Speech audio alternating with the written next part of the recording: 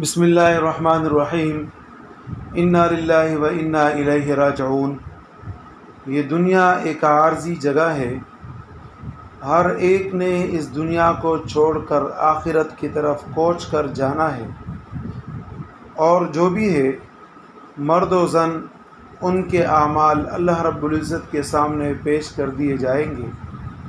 اس لیے حدیث مبارکہ میں نبی اکرم صلی اللہ علیہ وسلم کے ارشاد کے مطابق انسان کو ہمہ وقت یہ دعا کرنی چاہیے کہ اللہ ہمارا حساب کتاب آسان فرما۔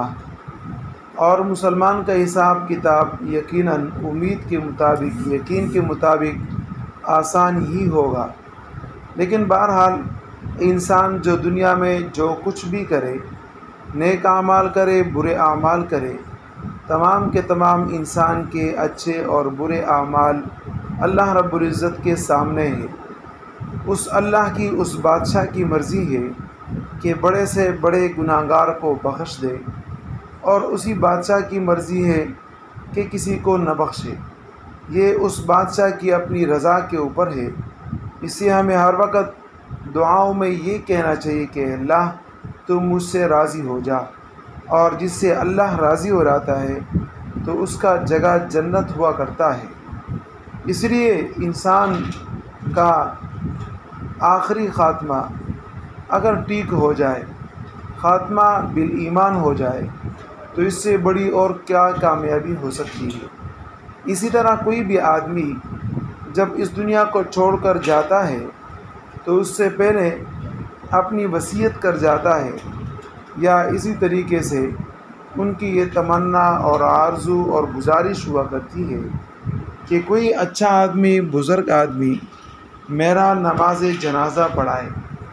ہر کسی کی یہ خواہش ہوا کرتی ہے، اور ایسے چیدے لوگ، ایسے دو چند لوگ جو پوری دنیا کے اندر جن کو اللہ نے نوازا، جن کے اوپر اللہ رب العزت نے کرم نوازی کی، اور تمام لوگوں کے اندر اللہ رب العزت نے ان کو چنا، منتخب کیا، نبی اکرم صلی اللہ علیہ وسلم کی پیاری امت کے اندر، ہر صدی کے اندر، ہر مقام پر، ہر موڑ پر ایسے بڑے سے بڑے عالم دین، اللہ کے ولی، بزرگ ہوا کرتے ہیں۔ اور یقیناً ہر مسلمان کی یہ خواہش ہوا کرتی ہے کہ میرا جنازہ میرے مرنے کے بعد وہ ولی اللہ پڑھائے۔ تو آج کے دور کے بہت بڑے پرہیزگار اور بزرگ عالم دین حضرت مولانا مفتی تقی عثمانی صاحب عمر شریف کے اہلیہ کے درخواست پر مفتی تقی عثمانی صاحب نے عمر شریف کے جنازے کی دعوت قبول کی ہے۔ یقیناً یہ اس فیملی کے لیے بڑی سعادت کی بات ہے۔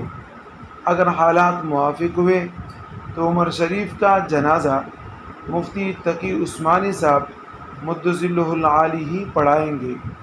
اللہ رب العزت سے دعا ہے کہ اللہ رب العزت ہم سے راضی ہو جائے، اور ہمارے وہ برے اعمال، ہمارے وہ کمتر اعمال جو ہم سے اس دنیا میں ہوئے، اللہ رب العزت ان کو اچھے اعمال میں تبدیل کر لے۔